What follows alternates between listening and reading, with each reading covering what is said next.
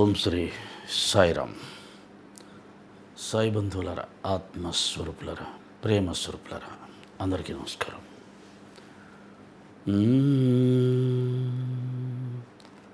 వక్రతుండ మహాకాయ కోటి సూర్య సమప్రభా నిర్విఘ్నం కురు మే దేవా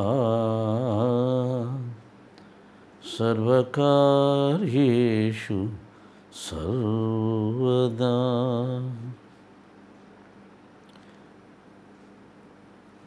యా కుందేందు తుషారహారధవళా యా శుభ్రవస్త్రావృతా యా వీణావరదండమండితకరా యా శ్వేతపద్మాసనా యా బ్రహ్మాచ్యుత శంకర ప్రభృతిభిర్దేవై సదా వందితా సా మాం పాతు సరస్వతీ భగవతి నిశేషజాడ్యాపహా. గురుర్బ్రహ్మా గురుర్విష్ణు గురుర్దేవో మహేశ్వరః గురు సాక్షాత్ పరబ్రహ్మ తస్మై శ్రీ గురవే నమః.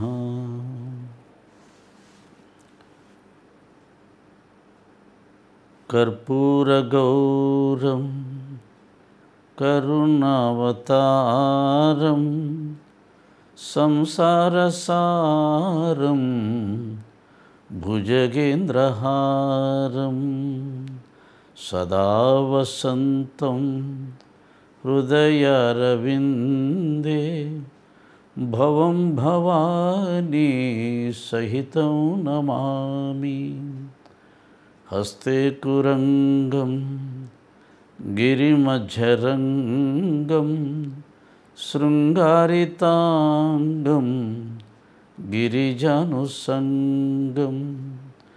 మూర్ధేందుగంగం మదనాంగభంగం శ్రీశైలలింగం శిరసా నమామి.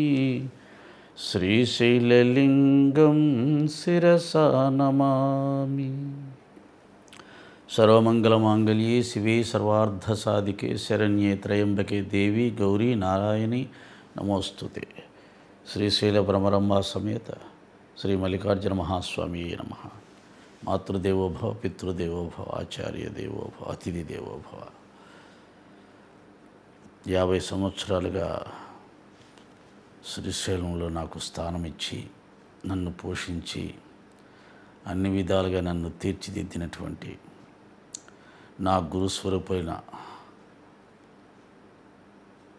నాకు మాతాపితరులైనటువంటి శ్రీ భ్రమరాంబ మల్లికార్జున మహాస్వాములకు నమస్కరిస్తూ, వారి అనుగ్రహం వల్లనే శ్రీ సమర్థ సద్గురు సాయినాథుల వారి దివ్య పాదపద్మములు లభించాయని ఆనందపడుతూ వారికి ధన్యవాదాలు తెలియజేసుకుంటున్నాను.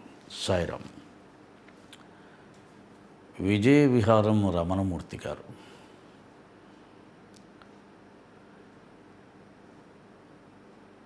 విజయ విహారం అనే పేరులోనే చాలా గొప్ప చైతన్య శక్తి ఉంది కదా. విజయం అనేది అందరం కోరుకుంటాం, దాని గురించి అందరూ వింటాం. విజయ విహారం అనేది ఉందే, అది చాలా విస్తృతమైనటువంటిది, చాలా గొప్పది, ఎదురు లేనటువంటి వీరుడికి లభించేది. మరి వారికి ఆ పేరు ఎలా స్ఫురించిందో కానీ ఇంకా అడ్డు లేదన్నమాట. వారు పత్రికకు ఆ పేరు పెట్టుకున్నారు. ఆ పత్రిక నేను ఈ 30 సంవత్సరాల్లో చదివింది లేదు. కానీ ఎప్పుడో ఎక్కడో ఆ పత్రికతో నాకు సంబంధం ఉంది, అనుబంధం ఉంది. చదివాను, చూశాను. అది ఎన్ని సంవత్సరాల క్రితం అనేది నాకు తెలియదు. నేను పూర్తిగా భక్తి భావంలో ఉండటం వల్ల అటువంటి వాటికి దగ్గరగా వెళ్ళే అవకాశం కలగలేదు. కానీ నా మొదటి స్వభావం అదే. దేశభక్తి అంటే ఒళ్ళంతా పులకరించిపోయేది. స్వాతంత్ర సమరయోధులన్న మనసు పరవశించిపోయేది. అయితే అది దేశభక్తి నుంచి దైవభక్తిలోకి వచ్చినాక, దేశభక్తి లేదని కాదు, ఉంటుంది.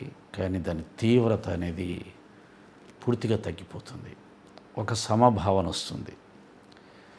దేశాలకు, ప్రాంతాలకు అతీతంగా ఒక మంచి చెడు అనే భావన మాత్రమే మనస్సులో ఉంటుంది.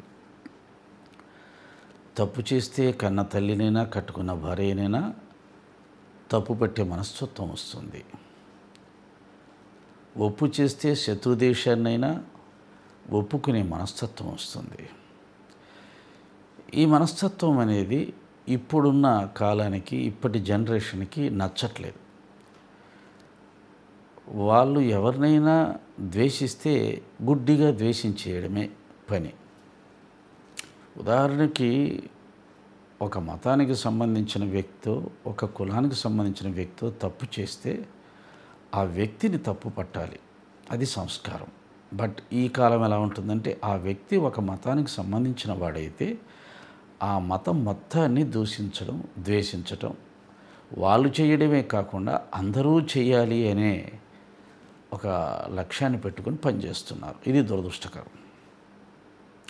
ఎందుకంటే మంచివాళ్ళు, చెడ్డవాళ్ళు మన హిందువుల్లో కూడా ఉంటారు కదా. హిందువులు లేరా? హిందువుల దుర్మార్గులు లేరా? తల్లిదండ్రులను బజారు పాలు చేస్తున్న వాళ్ళు, తల్లిదండ్రులను వదిలేస్తున్న వాళ్ళు లేరా? అందరికీ తెలుసు, అన్ని మతాల్లో చెడ్డవాళ్ళు ఉంటారు, మంచి వాళ్ళు ఉంటారు.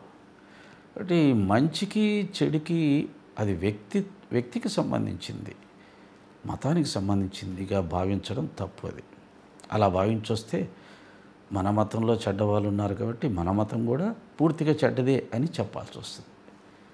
అది కరెక్ట్ కాదు. అయితే మన మతం, హిందూ మతం అనేది ఎప్పుడు పరమతాలను దూషించలేదు, పరమతాల మీద దాడి చేయలేదు, పరమతాలను ఆక్రమించాలని చూడలేదు, పరమతస్థులని మన మతంలో చేర్చుకోవాలని చూడలేదు. కానీ ఇతర మతాల్లో కొన్ని మతాలు పూర్తిగా హిందూ మతంలో ఉన్నవారిని తమ మతంలోకి చేర్చుకోవడమే పనిగా పెట్టుకొని హిందూ మతాన్ని దూషిస్తూ, ద్వేషిస్తూ పనిచేస్తున్నాయి ఉన్నాయి. ఇది దురదృష్టకరం. ఈ దేశంలో ఉంటూ, భారతదేశంలో ఉంటూ, భారతీయులుగా ఉంటూ, వారి తల్లిదండ్రులు హిందువులైనా, హిందూ తల్లిదండ్రులకే వారు జన్మించిన, ఈ దేశం గాలి, నీరు, భూమి, పంచభూతాలని వాడుకుంటూ, ఇక్కడి ప్రభుత్వం ఇచ్చే సౌకర్యాలను అనుభవించుకుంటూ, హిందూ మతాన్ని ద్వేషిస్తూ పనిచేయడం అనేది వారు చేస్తున్న అతిపెద్ద తప్పు. మరొక మతం పూర్తిగా హిందూ దేశాన్ని అస్థిరపరచాలని లక్ష్యంగా పెట్టుకొని మరొక మతంలోని కొంతమంది అతివాదులు, దుర్మార్గ మనస్తత్వం ఉన్నవాళ్ళు పనిచేస్తూ ఉండటం వల్ల ఆ మతం మొత్తానికి చెడ్డ పేరు వచ్చేసింది. ఆ మతం మొత్తాన్ని హిందువులు ద్వేషించే పరిస్థితి వచ్చేసింది. ఒక మతం వచ్చి హిందూ మతాన్ని నాశనం చేయాలని, హిందూ మతంలో మొత్తాన్ని వారి మతంగా మార్చుకోవాలని ప్రయత్నం చేస్తున్నటువంటిది ఒకటి. మరొక మతం వచ్చేసి హిందూ దేశాన్ని, భారతదేశాన్ని అస్థిరపరిచి బలహీనపరచాలని, అల్లకల్లోలం చేయాలని చూస్తూ ఉన్నటువంటి పరిస్థితుల్లో ఆ మతంలో ఉన్న కొంతమంది ఈ విధంగా పనిచేస్తున్న విధానానికి హిందువులంతా కూడా రగిలిపోయి ఈనాడు ఆ రెండు మతాలను విపరీతంగా ద్వేషిస్తూ గుడ్డిగా ఆ మతం మొత్తాన్ని, ఆ మతంలో ఉన్న వాళ్ళందరూ దుర్మార్గులు, పాపాత్ములు, వాళ్ళని ద్వేషించటం మొదలుపెట్టారు. ఇది మొత్తం దేశానికి ప్రమాదకరమైనటువంటి పరిస్థితులు తెచ్చిపెట్టింది. దీనివల్ల వచ్చే ప్రమాదాన్ని గుర్తించలేకపోతున్నాం. ప్రస్తుతం హిందువులు అధికంగా ఉండవచ్చు, అలాగే పాలకులు మన వాళ్ళై ఉండవచ్చు, మన హిందూ సంప్రదాయాలకి గౌరవం ఇచ్చేవాళ్ళు కావచ్చు. కానీ ఎప్పుడూ ఇలాగే ఉండదు కదా. ఒకవేళ ఉన్నా సరే ఈ దేశంలో కోట్ల కొద్దీ ఉన్నటువంటి పరమతస్తులని మనం ఏం చేయగలుగుతాం? అందరినీ ద్వేషించి మనం ఏం చేయగలుగుతాం? ఎందుకంటే రాజ్యాంగం అనేది అందరికీ సమాన హక్కులు ప్రసాదించింది. రాజ్యాంగాన్ని బట్టే ప్రభుత్వాలు నడుస్తూ ఉంటాయి, చట్టం నడుస్తూ ఉంటుంది, న్యాయం చెప్పబడుతూ ఉంటుంది. కాబట్టి మనం ఏదైనా ఒక దౌర్జన్యం చేస్తే వెంటనే చట్టం న్యాయం కల్పించుకొని మననే శిక్షిస్తుంది. అప్పుడు మళ్ళీ ఈ దేశ చట్టాలను న్యాయాల్ని ద్వేషిస్తూ, పాలకుల్ని ద్వేషిస్తూ ఒక అంతర్యుద్ధంలాగా తయారైపోతుంది. ఈ దూరదృష్టితో ఆలోచించలేకపోతున్నారు. తాత్కాలికంగా ఉన్నటువంటి బలాన్ని చూసి మనం ప్రతీకారం చేయాలి అని అనుకోవడం అనేది భవిష్యత్తులో దేశానికి చాలా ప్రమాదం అనేది నా ఉద్దేశం. కనుక ఎవరైతే తప్పు చేస్తున్నారో వారిని ద్వేషించాలి. వ్యక్తులైతే వ్యక్తుల్ని, సంస్థలైతే సంస్థల్ని. ప్రతి మతంలో మంచి వాళ్ళు కూడా ఉన్నారు. ప్రతి మతంలో దేశాన్ని ప్రేమించే వాళ్ళు కూడా ఉన్నారు. ప్రతి మతంలో హిందువుల్ని ప్రేమించే వాళ్ళు కూడా ఉన్నారు. వాళ్ళ యొక్క అభిమానాన్ని కూడా కోల్పోయేలాగా ప్రవర్తించడం ఎంతవరకు సమంజసం? అంటే వీలైతే ఎక్కువ మందిని మన వైపు మళ్లించుకొని, మన భావజాలాన్ని ఇష్టపడేలా చేసుకొని, మనతో కలిసి ప్రయాణం చేసేలా చేయవలసింది పోయి, మనని ఇష్టపడే వాళ్ళను కూడా మనల్ని ద్వేషించేలాగా చేసుకోవడం ఎంతవరకు కరెక్టో కూడా ఆలోచించుకోవాలి. ఈ విధి విధానంలో కొంతమంది స్వామీజీలు కూడా ఎందుకో తెలియదు కానీ హిందువులను రెచ్చగొట్టే ప్రసంగాలు విపరీతంగా చేసేస్తున్నారు. రెచ్చగొడితే రెచ్చిపోయే మనస్తత్వం అందరికీ ఎక్కువగా ఉంటుంది. మంచి చెబితే వినే మనస్తత్వం తక్కువగా ఉంటుంది. ఇది మనుష్యుల యొక్క బలహీనతలు. ఆ స్వామీజీలు ఎందుకు అలా ప్రవర్తిస్తున్నారు అంటే వారి యొక్క ప్రాపకం వారికి వ్యాపించాలి. గొప్ప స్వామి అనిపించుకోవాలి. వారిని కొంతమంది అనుసరించాలి, వారి శిష్యులుగా చేరాలి. ఎప్పుడైతే విప్లవ భావాల్ని, ద్వేషభావాల్ని మనం ప్రకటిస్తామో దాన్ని ఇష్టపడేవాళ్ళు, అంటే ముస్లిమ్స్ని, క్రిస్టియన్స్ని ద్వేషించే వాళ్ళు ఉంటారు కదా, వాళ్ళందరూ ఈ స్వామీజీలకు అభిమానులుగా మారిపోతారు. వాళ్ళకి అది కావాలి. నిజానికి ఒక స్వామీజీ అనే అతను సమభావాన్ని చెప్తాడు, ప్రేమను చెప్తాడు, ధర్మాన్ని చెప్తాడు, సహనాన్ని చెప్తాడు. మహాత్ములందరూ అది చెప్పారు. అసలు ఇప్పుడు ఏం జరిగిపోతుందో అర్థం కాదు. ఒకప్పుడు ఎవరో రాజులు, పరమతానికి సంబంధించిన రాజులు, కొంతమంది ఆ రాజులు కూడా వారి ఆదేశానుసారంగా కొంతమంది ఆ మతానికి సంబంధించిన సైనికులు మన దేశంలోని దేవాలయాలను కూల్చడం, హిందువులను హింసించడం, మత మార్పులు చేయడం చేశారు. ఒక 200-300 సంవత్సరాల క్రితం, 500-600 సంవత్సరాల క్రితం జరిగింది. ఆ సంఘటనలను ఇప్పుడు జ్ఞాపకం చేసి, ఆ సంఘటనలను చూపించి, ఇప్పుడున్న హిందువులను రెచ్చగొట్టి ఆ మతం వారి మీదకి దాడికి వెళ్ళమని చెప్తున్నారు. అది ఎలా సమంజసము, అది ఎలా కరెక్టు? వెళ్తే ఊరుకుంటారా? పోనీ వెళ్దాం, అప్పుడెప్పుడో వాళ్ళు ఎవరో చేసిన దానికి ఇప్పుడున్న వీళ్ళ మీదకి దాడికి వెళ్తే వాళ్ళు ఊరుకుంటారా? మేమేం చేశాం, మాకేం సంబంధం, వాళ్ళు ఎవరో చేసిన దానికి మమ్మల్ని ఎలా శిక్షిస్తారు? ఇది ఎలా ఉంటుందంటే తండ్రి తప్పు చేస్తే కుమారుణ్ణి కూడా శిక్షించాలి అన్నట్టుగా ఉంటుంది. అది కరెక్ట్ అవుతుందా? అది ధర్మం అవుతుందా? తండ్రి తప్పు చేస్తే తండ్రినే జైల్లో వేస్తారు. ఇప్పుడు హిరణ్యకశిపుడు దుర్మార్గుడు అండి, రాక్షసుడు. చాలా దుర్మార్గాలు చేశాడు. నారాయణ అన్న వాళ్ళందరినీ చంపేశాడు. అలా అని ప్రహ్లాదుని మనం దండిస్తామా? దండించగలమా? కాదు కదా. హిరణ్యకశిపుని రాక్షసుడిగానే చూస్తున్నాం, ప్రహ్లాదుని మహాభక్తుడిగా చూస్తున్నాం.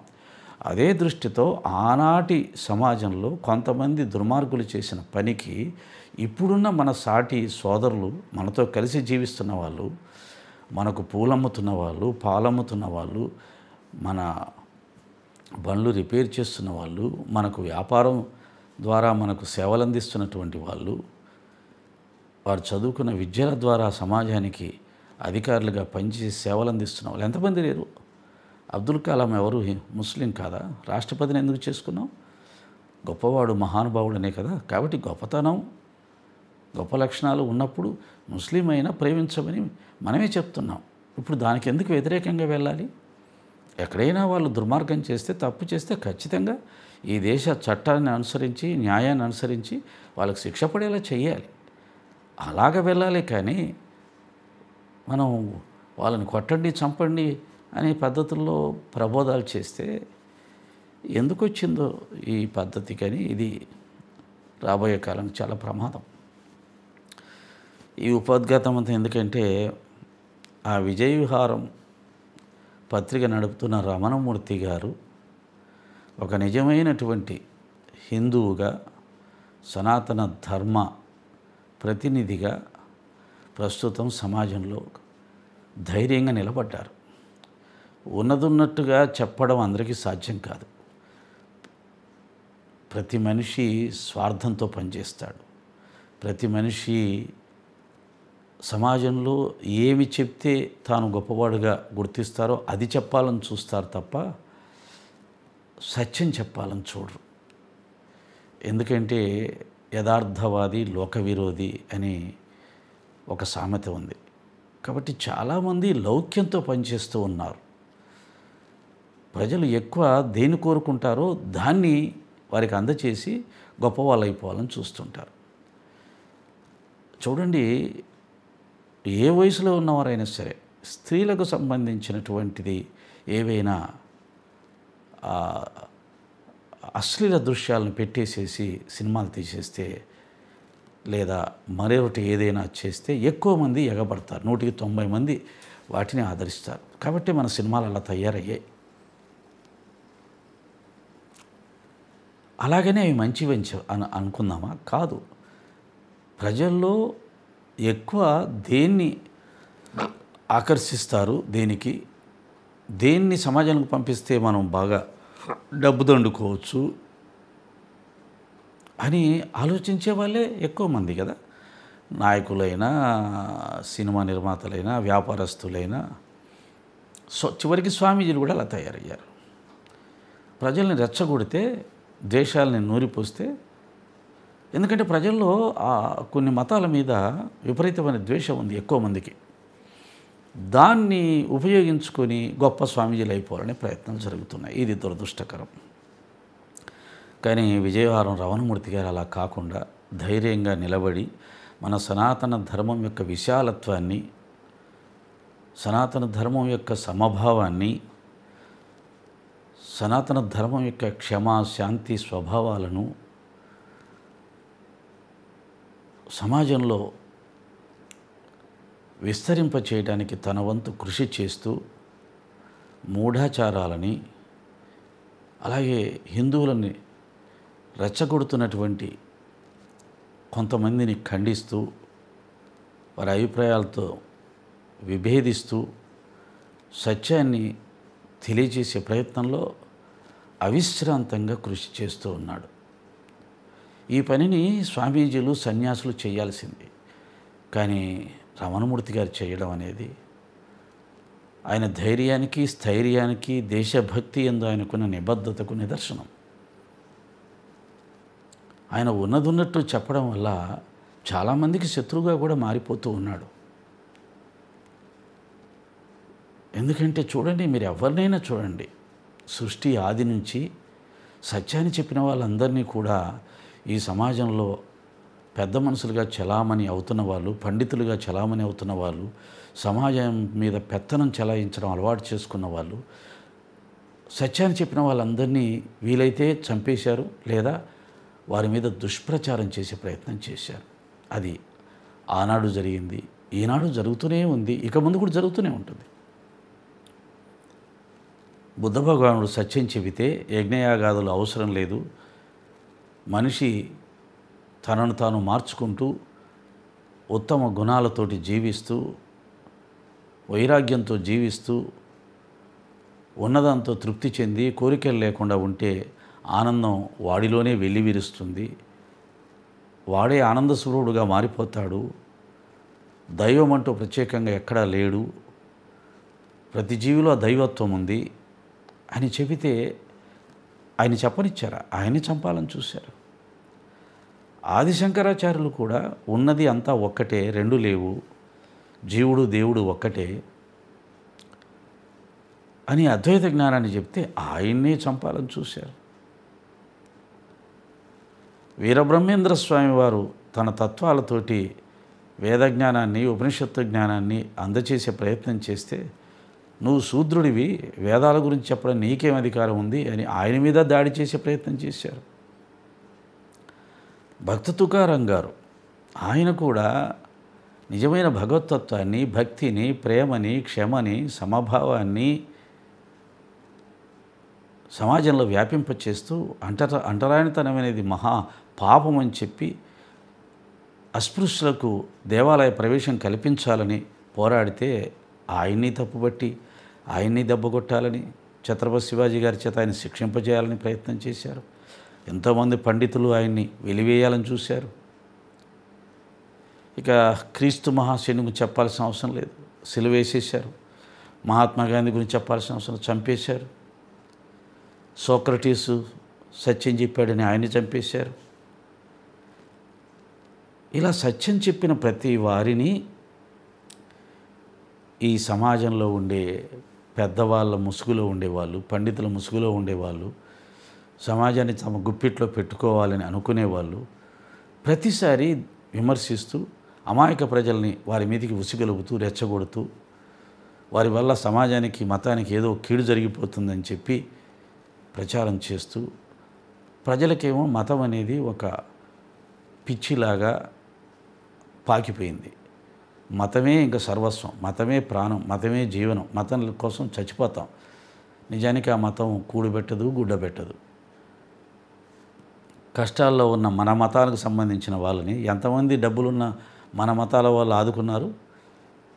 ఎంతమంది మన మతంలో, హిందూ మతంలో అడుగు తిన్న వాళ్ళు లేరు? వాళ్ళని అడుగు తినకుండా వాళ్ళకి ఒక జీవనోపాధి చూపించి సహాయం చేసి వారికి ఒక ఉన్నతమైన జీవితాన్ని ప్రసాదించారా మన మతం వాడిని? పోనీ మన కులం వాడిని ఎవరైనా ఆ విధంగా ఒకే కులంలో ఉన్న పేదవాళ్ళకి సహాయం చేసి చేయి పెట్టి పైకి తెచ్చే సంప్రదాయం ఏమైనా కులాల్లో మతాల్లో ఉందా? లేదు. మతం మతం అంటాం, అదే మతంలో మళ్ళీ కులాలకు వచ్చేసరికి అదే మతంలో ఉన్నవాడు తక్కువ కులం వాడిని దూరం పెట్టాలని చూస్తాడు. పోనీ ఒకే కులం వాడేమన్నా ఆ కులంలో పేదవాళ్ళు ఉంటే వాళ్ళని ఏమైనా ఉద్ధరిస్తాడా? లేదు. వాడిని తొక్కేసుకుంటూ వీడి ఎదగాలని చూస్తుంటాడు. ఎవడికి సహాయం చేయడు. కానీ కులం కోసం, మతం కోసం ప్రాణాలు ఇవ్వాలి అని పెద్దవాళ్ళు చెప్తారు, గొప్పవాళ్ళు చెప్తారు, పదవుల్లో ఉన్న వాళ్ళు చెప్తారు, నాయకత్వం వహిస్తున్న వాళ్ళు చెప్తారు, పండితులు చెప్తారు. ఆ మాటలు విని అమాయకులు బలైపోతుంటారు. ఏ విధంగా సినిమా యాక్టర్లు కోట్లు సంపాదించుకుంటూ వాళ్ళు హ్యాపీగా ఉంటే వాళ్ళ మీద అభిమానం అనే పిచ్చితోటి అభిమానులు చచ్చిపోతుంటారు. తొక్కిసలాటలో సంపాదించుకున్న వేలు పోగొట్టుకుంటూ ఉంటారు. సినిమా యాక్టర్ల వల్ల ఈ అభిమానులకి ఏమొస్తుందో తెలియదు, వాళ్ళు వీళ్ళకి ఏ విధంగా ఉపయోగపడుతున్నారో తెలియదు, వీళ్ళ జీవితాలు ఏ విధంగా వాళ్ళని అభిమానించడం వల్ల బాగుపడుతున్నారో తెలియదు. అలాగే ఈ మతాల వల్ల, కులాల వల్ల ఆ మతంలో ఉన్న పేదవాళ్ళు, ఆ కులంలో ఉన్న పేదవాళ్ళకి ఏం లాభం జరిగిందో తెలియదు. కానీ మతం, కులం అనగానే ప్రాణాలు అర్పిస్తామని వస్తారు. ఆ ప్రాణాలు అర్పించేది పేదవాళ్ళే, మధ్యతరగతి వాళ్ళే. పైన వాళ్ళు బాగానే ఉంటారు, నాయకులు ఎప్పుడూ బాగానే ఉంటారు, కార్యకర్తలు చచ్చిపోతుంటారు. ఇవన్నీ మనకు తెలిసినా కానీ ఎంత అమాయకంగా బలైపోతుంటామంటే అంత అమాయకంగా బలైపోతుంటాం. కాబట్టి ఈ విధంగా విజయ విహారం రమణమూర్తి గారు సత్యం కోసం, ధర్మం కోసం, సనాతన ధర్మం కోసం పోరాడుతూ ఉండటం పత్రిక ద్వారా, అనేక రచనల ద్వారా. మొన్న వారి కదిజ్ఞాసి ఆశ్రమంలో విజయ విహారం మెయిన్ ఆఫీసులో ఖాన్ అబ్దుల్ ఖాన్ భవన్ అనుకుంటాను, అది అన్నమయ్య కళాక్షేత్రం అని పేరు పెట్టారు. అక్కడ అనేకమైన ఆధ్యాత్మిక కార్యక్రమాలు జరుగుతూ ఉంటాయి. భారతదేశ సమభావనని, సమానత్వాన్ని, ప్రేమతత్వాన్ని, ఆత్మతత్వాన్ని, ఉపనిషత్తులు చెప్పిన జ్ఞానాన్ని అంగీకరించే భారతీయుల చేత అక్కడ కార్యక్రమాలు ఏర్పాటు చేస్తూ, ఉపన్యాసాలు ఏర్పాటు చేస్తూ ఈ దేశం యొక్క నిజమైన సనాతన ధర్మ సిద్ధాంతాలు ఏవైతే ఉన్నాయో వాటిని ప్రజల్లోకి తీసుకువెళ్ళడానికి నిరంతరం శ్రమిస్తూ ఉన్నాడు. ఒక రకంగా సాయిబాబా గారి మార్గంలో బాబా అంటాడు, ఆత్మజ్ఞానం పొందాలంటే శరీరాన్ని అరగతీయాలి, ఎముకలు పుల్లలైపోవాలి, రక్తం ఆవిరవ్వాలి అని. ఆ విధంగా కృషి చేస్తున్నాడు ఆయన. అయితే నిజమైన సనాతన ధర్మం కోసం పాటుపడుతున్నాడు. కొంతమంది చెప్పే కుహన ధర్మం కాదు. చాలామంది ఆధ్యాత్మిక మార్గంలో ఆ సత్యాన్ని తెలిసిన వాళ్ళు కూడా ఈరోజు నాకు తెలిసిన వాళ్ళు చాలామంది ఉన్నట్టుగా సత్యాన్ని చెప్పడానికి భయపడుతున్నారు. ఎందుకంటే సమాజ పరిస్థితులు అలా ఉన్నాయి. ఎక్కువ మంది ద్వేషంతో ఉన్నారు, పరమత ద్వేషంతో ఉన్నారు. కాబట్టి మత సామరస్యం అని చెబితే అది వాళ్ళకి నచ్చట్లేదు. కాబట్టి చెప్పిన వాడిని కూడా టార్గెట్ చేసి ద్వేషించే పరిస్థితులు ఉన్నాయి. కాబట్టి ధైర్యంగా మత సామరస్యం గురించి మాట్లాడడానికి ఎవరు ముందుకు రావట్లేదు. అటువంటి పరిస్థితుల్లో ఈ రమణమూర్తి గారు ఒక్కడే, ఎవరు వచ్చినా ఎవరు రాకున్నా ఐ డోంట్ కేర్, నాకు తెలిసిన సత్యాన్ని, నాకు తెలిసిన ధర్మాన్ని నేను నలుగురికి చెప్తాను అని దానికి కట్టుబడి పనిచేయడం అనేది నాకు చాలా ఆశ్చర్యం వేసింది, ఆనందం వేసింది. వారితో కలిసి ప్రయాణం చేయాలని ఉన్నా ఇప్పుడు నాకున్న ఈ మానసిక స్థితి, బాబాగారి ద్వారా వచ్చినటువంటి ఆ మానసిక స్థితి ఏదైతే ఉందో, లేదా ఆ జ్ఞానం ఏదైతే ఉందో, అంత ఖచ్చితంగా వారితో కలిసి ప్రయాణం చేయడానికి మనసు సిద్ధంగా లేకపోవడం ఒక రకమైనటువంటి కారణం. నేను ఎక్కడో దూరంగా ఉండటం, కుటుంబ బాధ్యతలు ఇంకా నాకు అలాగే ఉండటం, వారితో కలిసి ప్రయాణం చేయడానికి కుదరని పరిస్థితి. ఒకటి మానసిక స్థితి, రెండు కుటుంబ పరిస్థితి. వారికి లేదా కుటుంబం వారికి కూడా ఉంది. వారికి లేవా పూర్ణ జ్ఞాని ఆయన. ఉపనిషత్తు జ్ఞానాన్ని బాగా అర్థం చేసుకున్న జ్ఞాని. పూర్వ జన్మ సంస్కారాలు, ఒక అల్లూరి సీతారామరాజు, ఒక స్వామి వివేకానంద, ఒక నేతాజీ సుభాష్ చంద్రబోస్, ఒక భగత్ సింగ్, ఇలాంటి ఆత్మలు మళ్ళీ తిరిగి జన్మిస్తే ఎంత తీవ్రంగా, ఎంత గొప్పగా దేశభక్తితో పనిచేస్తాయో ఆ ఆత్మలు. అటువంటి ఒక ఆత్మ పూర్వజన్మలో ఆయన దేశం కోసం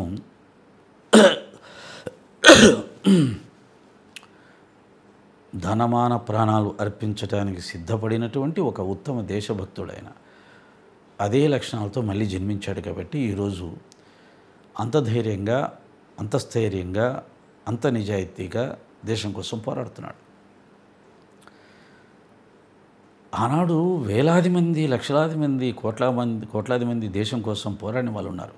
ఒక్క సుభాష్ చంద్రబోస్, ఒక్క భగత్ సింగ్, ఒక అల్లూరి సీతారామరాజు, ఇలాంటి వాళ్ళు మాత్రమే ఎందుకు ప్రఖ్యాతి చెందారంటే వారు పోరాడిన స్థాయిలో అందరూ పోరాడలేదు, వారు అర్పించిన స్థాయిలో అందరూ అర్పించలేదు. ఒక మహాత్మా గాంధీ, మహాత్మా గాంధీ గారి పోరాటం ఒక రకంగా ఉంటుంది, సుభాష్ చంద్రబోస్ గారి పోరాటం ఒక రకంగా ఉంటుంది. ఇద్దరు దేశభక్తులే, ఇద్దరు దేశం కోసం సర్వస్వం సమర్పించడానికి సిద్ధపడ్డ వాళ్ళే. కానీ భావజాలం వేరేగా ఉంటుంది. మెత్తగా చెబితే వచ్చేది కాదు స్వాతంత్రం, యుద్ధం చేయాల్సిందే అనే భావన సుభాష్ చంద్రబోస్ది. కాదు, యుద్ధం చేస్తే ఆ యుద్ధంలో అనేక మంది అమాయకుల ప్రాణాలు పోతాయి, వాళ్ళ శక్తి చాలా గొప్పది, వాళ్ళ సైన్యం చాలా ఎక్కువ, మన కాడ 1% కూడా లేదు, అవతల వారి బలం చూసుకొని మనం దిగాలి, గుడ్డిగా వెళ్తే నష్టపోతాము అనే విఘ్నతతోటి, వివేకంతో ఆయన అహింసా పద్ధతిలో పోరాటం చేసి సాధించాడు. సత్యం అదే. కాబట్టి ఇలా ఒక విషయం మీద పోరాటానికి అవగాహనలు రకరకాలుగా ఉంటాయి. అవి ఎప్పుడూ ఉంటాయి. కానీ రెండూ గొప్పవే. వారి సంస్కారాలను బట్టి వారు ఆ మార్గాలను ఎంచుకుంటారు. రెండూ దేశానికి మంచి చేస్తాయి. అంటే రావణమూర్తి గారు ఎంచుకున్న మార్గం, సుభాష్ చంద్రబోస్, స్వామి వివేకానంద, అల్లూరు సీతారామరాజు గారు ఎంచుకున్న మార్గం.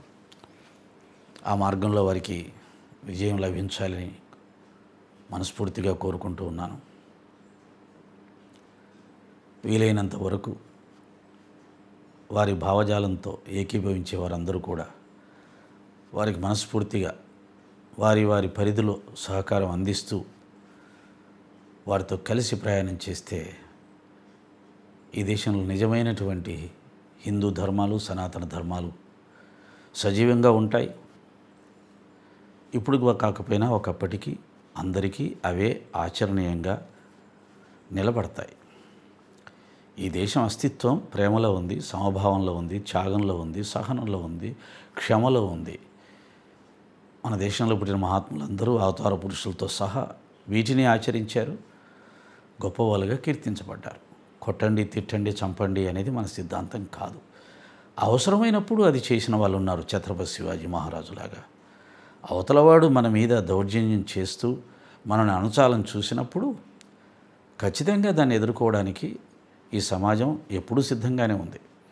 ఈ ప్రపంచంలో ఎన్నో మతాలు పుట్టే గిట్టే, కానీ ఏ మతం మీద జరిగినంత దాడి హిందూ మతం మీదే జరిగింది, హిందూ దేశం మీదే జరిగింది. కానీ ఇప్పటికీ హిందూ దేశం, హిందూ మతం ప్రపంచంలో ఒక ప్రముఖ మతంగా విరాజిల్లుతూనే ఉంది, తలెత్తుకొని నిలబడింది. ఇతర మతాల కన్నా ఎక్కువ గౌరవంగా జీవిస్తుంది, పూజించబడుతుంది. ఎలా జరిగింది ఇది? ఎంతోమంది ఈ మతాన్ని అణగదొక్కాలని చూశారు, నిర్మూలించాలని చూశారు. ఈ దేశాన్ని కొన్ని వందల వేల సంవత్సరాలు పాలించారు. కానీ ఆ మతం ఎక్కడికి పోలేదే. ఎలా జరిగింది ఇది? ఈ దేశంలో ధర్మంలో ఉన్న గొప్పతనం, ఈ దేశంలో ఉన్న మహనీయుల యొక్క తపోఫలం, ఇవన్నీ ఈ దేశాన్ని, ఈ జాతిని ఎప్పుడు కాపాడుతూనే ఉంటాయి. సమర్థ రామదాస్ ఇచ్చిన శక్తితో ఛత్రపతి శివాజీ విజయం సాధించాడు. ఆయన కత్తితోటే కాదు. కాబట్టి అటువంటి మహనీయులు, సిద్ధపురుషులు ఎంతోమంది ఉన్నారు. సమయం వచ్చినప్పుడు వారు కూడా ముందుకొస్తారు. కానీ ఇలా ఎలా పడితే అలా ప్రశాంతంగా ఉన్నటువంటి వాతావరణంలో, ప్రశాంతమైన సమాజంలో గతం ఎప్పుడో అన్యాయం జరిగిందని చెప్పి ఇప్పుడున్నటువంటి వారి మీదకి, ఏమాత్రం కారణం కాని వారి మీదకి గుడ్డిగా వెళ్ళి యుద్ధ వాతావరణం సృష్టించుకొని సమాజాన్ని అస్థిరపరచుకోవడం, దేశాన్ని అస్థిరపరచుకోవడం, అది కూడా ఈ 21వ శతాబ్దంలో అసలు ఏమాత్రం కూడా సమంజసం కాదు.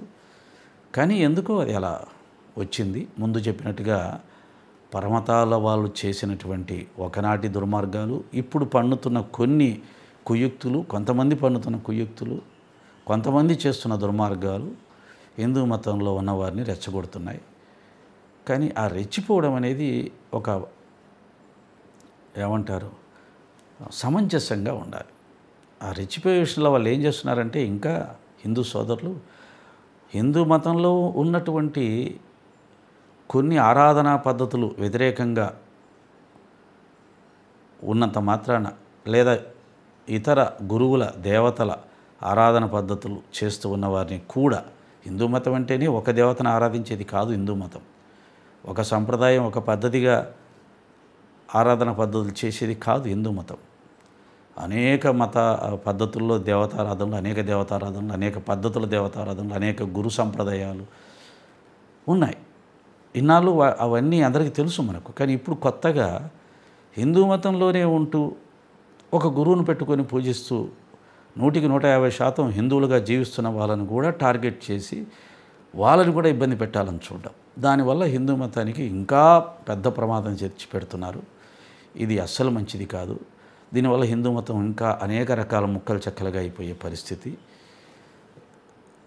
దీన్ని కూడా విఘ్నులు, సాధు సత్పురుషులు గుర్తెరగి ఈ హిందూ సమాజానికి సరైన దారి తెన్ను చూపించే ప్రయత్నం చేయాలని, చేస్తారని ఆశిస్తూ విజయ విహారం రమణమూర్తి గారికి మరొకసారి అనేక విధాల అభినందనలు తెలియచేస్తూ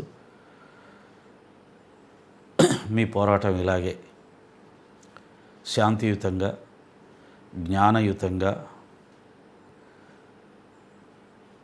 జరుపుతూ విజయం సాధించాలని మనస్ఫూర్తిగా కోరుకుంటూ, ఈ విజయ విహారం కార్యాలయం ఏదైతే ఉందో, ఖాన్ అబ్దుల్ ఖాన్ భవనం ఏదైతే ఉందో, అది దేశభక్తికి నిలయంగా నాకు కనిపించింది. ఒకసారి అక్కడికి వెళ్తే దేశభక్తి నిండుగా మన హృదయం నిండుగా వ్యాపిస్తుంది.